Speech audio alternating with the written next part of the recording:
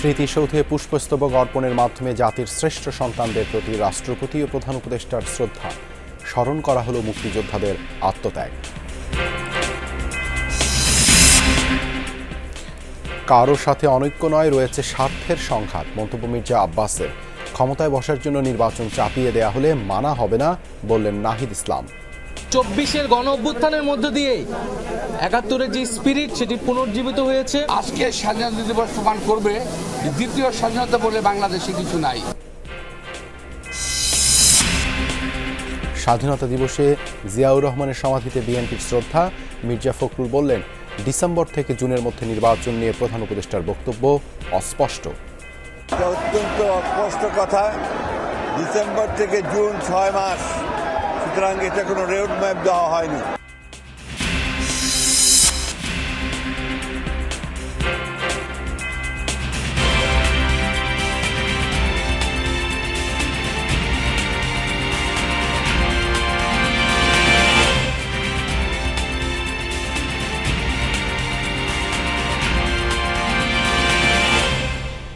আমন্ত্রণ যমুনা নিউজে আপনাদের সঙ্গে আছি আমি দেবাশিস রঞ্জন সরকার। এতক্ষণ শিরোনাম দেখছিলেন।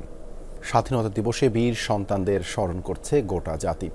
সূর্যোদয়ের সাথে সাথেই স্মৃতিসৌধে শ্রদ্ধা নিবেদন করেছেন রাষ্ট্রপতি মোহাম্মদ শাহাবুদ্দিন ও প্রধান উপদেষ্টা ডক্টর মোহাম্মদ ইউনূস। এ সময় উপদেষ্টারা বলেন, ২৪-এর গণ অভ্যুত্থান ৭১-এর স্বাধীনতা রক্ষা করেছে। আশা করেন ব্যক্তি ও দলের ঊর্ধ্বে উঠে জাতীয় স্বার্থের রাজনীতিবিদরা ঐক্যমত্যে পৌঁছাবে।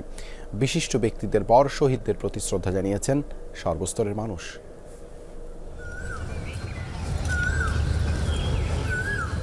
মহান স্বাধীনতা দিবসে ভোরের আলো ফুটতেই সাভার জাতীয় স্মৃতিসৌধে রাষ্ট্র ও সরকার প্রধান। বীর সংগ্রামীদের স্মরণে ফুলেল শ্রদ্ধা জানান রাষ্ট্রপতি মোহাম্মদ শাহাবুদ্দিন। বিউগলে বেজে ওঠে করুণ সুর।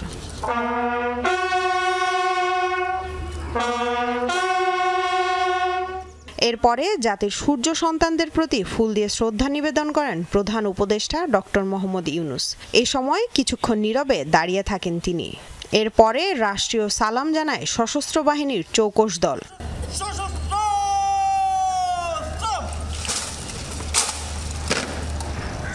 জাতির সূর্য সন্তানদের প্রতি ফুল দিয়ে শ্রদ্ধা নিবেদন করেন প্রধান বিচারপতি। এরপর এক এক করে উপদেষ্টা মণ্ডলীর সদস্যরা বীর মুক্তিযোদ্ধাদের প্রতি শ্রদ্ধা নিবেদন করেন। শহীদদের প্রতি শ্রদ্ধা জানায় বিভিন্ন দেশের কূটনৈতিকরাও। শ্রদ্ধা নিবেদন শেষে সাংবাদিকদের সাথে কথা বলেন উপদেষ্টা মণ্ডলীর সদস্যরা। তাদের কণ্ঠেও ঐক্যমত রাখার তাগিদ। তারা বলেন, ২৪-এর গণ অভ্যুত্থান ৭১-এর স্বাধীনতা রক্ষা করেছে। ২৪-এ যে ছাত্র জনতা একটা বিষয় হয়েছে, এইটাও কিন্তু আমাদের একটা আরেকটা বিষয় হয়েছে। অতএব এই দুইটা দিনই কিন্তু আমাদের বাংলাদেশের জাতীয় সর্বশ্রেষ্ঠ দিন। এটাকে আমরা সবচেয়ে শ্রদ্ধার সঙ্গে পালন করব। নির্বাচনটা সুষ্ঠুভাবে করে দেওয়া, জনগণের প্রত্যাশা পূরণ করা।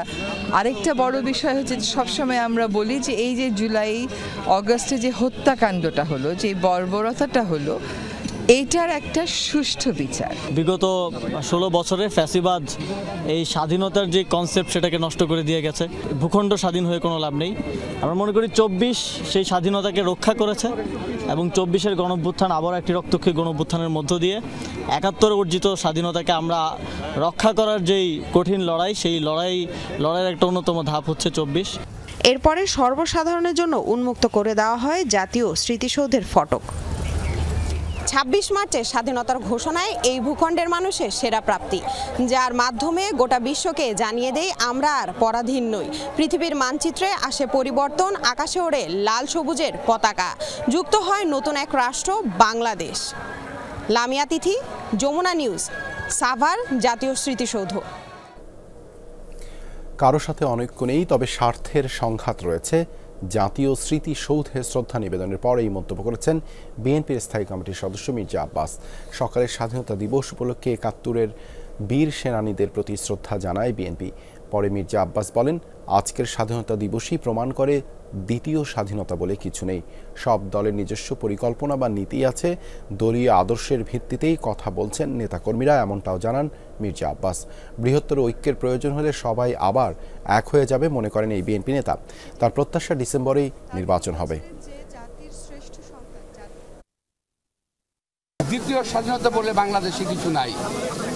যারা বলে তারা আজকে স্বাধীনতা দিবসকে একটু খাটো করতে চায়, অর্থাৎ ৭১-এর স্বাধীনতা তাদের কোনো ভূমিকা ছিল না, সুতরাং এই দিনটাকে তারা খাটো করতে চায়। আমি বলবো যে তারাই যেন একটু নিবৃত্ত থাকে, এই স্বাধীনতা দিবসে যেন সম্মান জানায় এবং সম্মান করে। ৭১ আর ২৪ আলাদা নয়, ২৪-এর গণ অভ্যুত্থানে ৭১-এর চেতনা পুনরুজ্জীবিত হয়েছে, এই মন্তব্য করেছেন জাতীয় নাগরিক পার্টির আহ্বায়ক নাহিদ ইসলাম। তার অভিযোগ, যারা ৭১ আর ২৪-কে পরস্পর বিরোধী বা মুখোমুখি অবস্থানে দাঁড় করাতে চায় তাদের উদ্দেশ্য সৎ নয়। স্বাধীনতা দিবসে জাতীয় স্মৃতিসৌধে শ্রদ্ধা জানানোর পর বিএনপি নেতা মির্জা আব্বাসের বক্তব্যের প্রতিক্রিয়ায় তিনি একথা বলেন। নাহিদ আরও বলেন, ক্ষমতায় বসতে নির্বাচন চাপিয়ে দেওয়া হলে তা মানা হবে না। ফ্যাসিস্টদের পুনর্বাসনের ষড়যন্ত্র চলছে, তোলেন সেই অভিযোগও। এছাড়া সংবিধান আঁকড়ে ধরে রেখে পুরনো বন্দোবস্ততেই দেশকে নিয়ে যাওয়ার পায়তারা চলছে বলেন নাহিদ ইসলাম।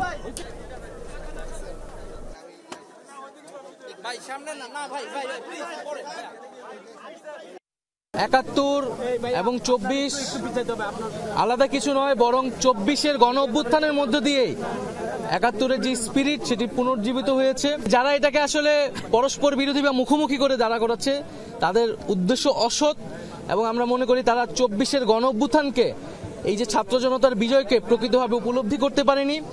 এই যে নতুন তরুণরা নেমে এসেছে, নতুন সময়ের যে বার্তা, সেই সময়ের বার্তাকে তারা ধারণ করতে পারছে না। জাতীয় স্মৃতিসৌধে শ্রদ্ধা নিবেদনের আরও খবর আমরা জানতে চাই সহকর্মীদের কাছ থেকে। শুরুতেই যাচ্ছি আরেফিন শাকিলের কাছে। আরেফিন, এখন পরিস্থিতি কেমন দেখছেন? শ্রদ্ধা জানাতে আসা মানুষের সমাগমই বা কেমন?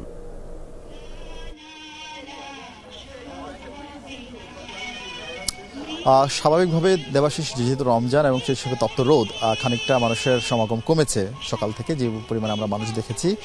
আপনাকে যদি একটু ছবিতেই পরিষ্কার করে দেখাতে চাই, খুব বেশি দর্শনার্থী বা যারা এসছেন তাদের সংখ্যা খুব একটা বেশি নেই।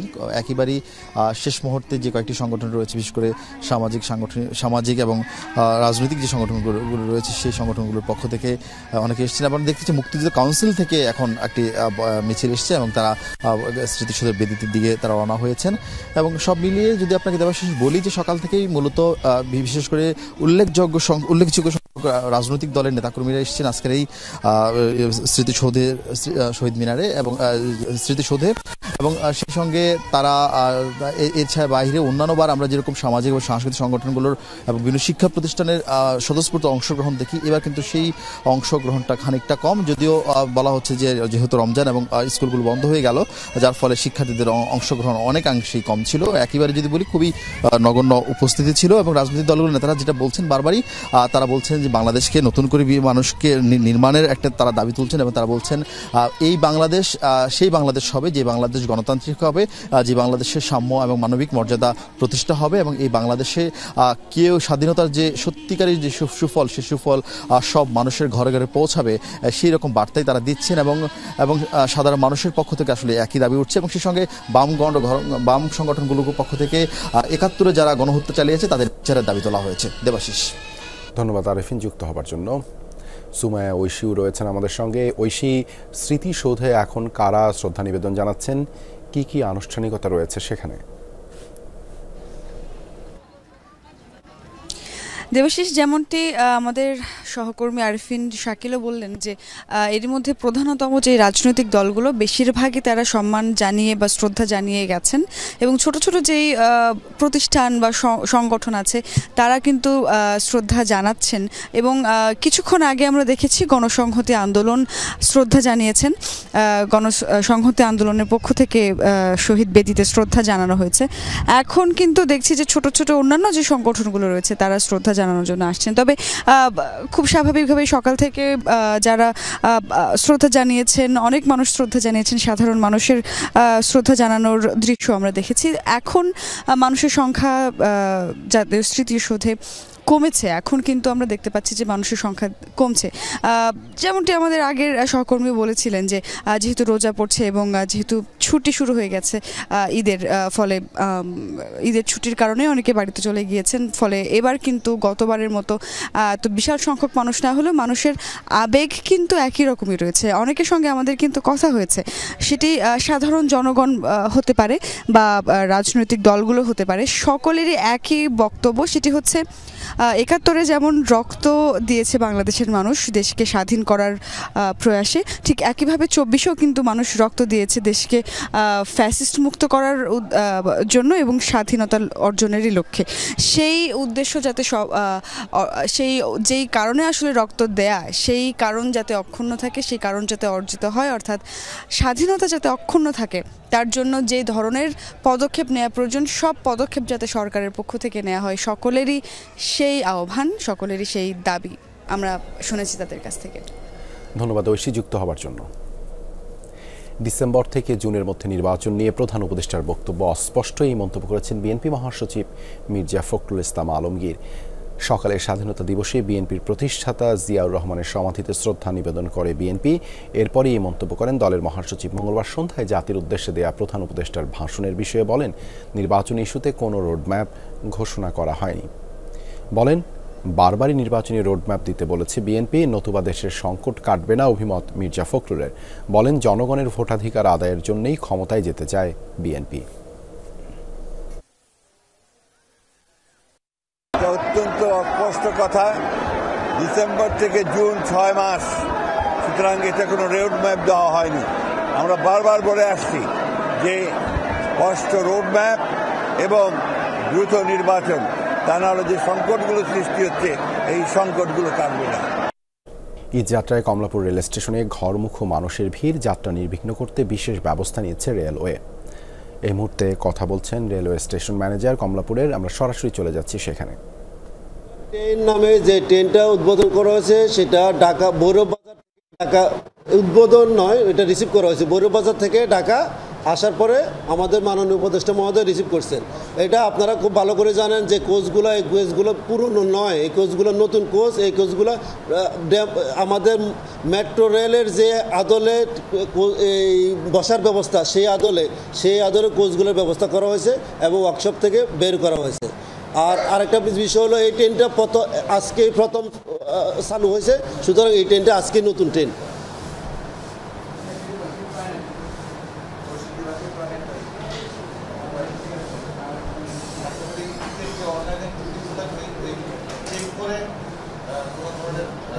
হ্যাঁ, আমাদের ভেরিফিকেশনের ব্যবস্থা আছে, ভেরিফিকেশনের মাধ্যমে চেক করা হচ্ছে।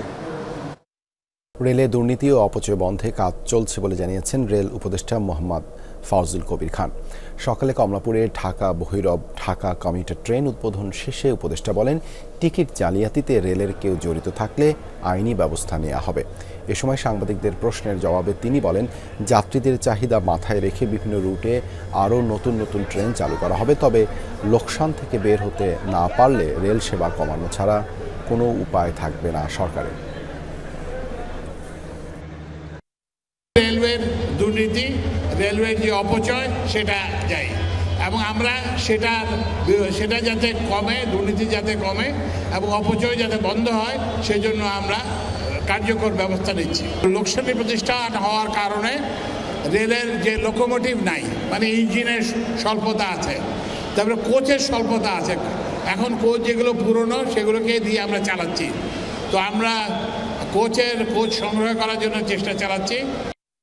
গাজায় ইসরায়েলি বাহিনীর তাণ্ডব, নৃশংসতা চলছে, হামলায় প্রাণ গেছে আরও ৩৭ জনের। মঙ্গলবার রাতভর থেমে হয়েছে গোলাবর্ষণ। উত্তর গাজা, দক্ষিণে রাফা, খান ইউনিসে বিমান হামলায় হতাহতদের মধ্যে রয়েছে বহু নারী ও শিশু। জাবালিয়ার একটি বাড়ি লক্ষ্য করে ইসরায়েলি বিমান হামলায় ৮ জনের প্রাণ গেছে। এখনও ধ্বংসস্তূপের নিচে অনেকে চাপা পড়ে আছে।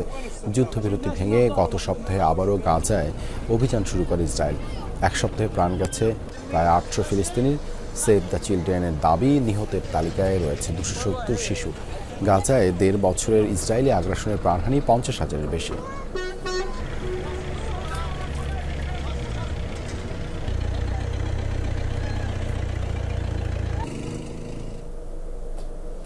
সিরিয়ার দক্ষিণাঞ্চলে ভয়াবহ ইসরায়েলি হামলায় 6 জন নিহত হয়েছে, এই তথ্য নিশ্চিত করেছে দেশটির পররাষ্ট্র মন্ত্রণালয়।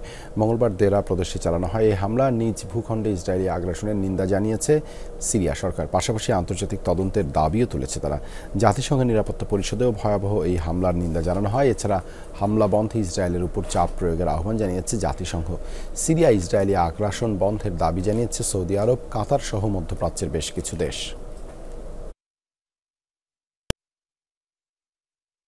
হুতি বিরোধী অভিযানের নামে আবার ইয়েমেনের বেসামরিক এলাকায় অভিযান চালালো যুক্তরাষ্ট্র। মাত্র কয়েক ঘন্টায় 17 দফা বিমান হামলা হয়। টার্গেট করা হয়েছে সাদা প্রদেশের বেশ কিছু শহর। ক্ষতিগ্রস্ত বাড়িঘর, গাড়ি। গত 10 দিনে দেশটিতে অর্ধশতাধিক বেসামরিকের মৃত্যু হয়েছে মার্কিন হামলায়। অন্যদিকে মঙ্গলবার মার্কিন রণতরী ও ইসরায়েলের সামরিক ঘাঁটিতে হামলার দাবি করেছে হুতি। এক বিবৃতিতে গোষ্ঠীটির মুখপাত্র ইয়াহিয়া সারে জানান, লোহিত সাগরে মার্কিন রণতরী লক্ষ্য করে ছোড়া হয়েছে মিসাইল। ড্রোন হামলা চালানো হয় তেল আবিবের সামরিক স্থাপনায়।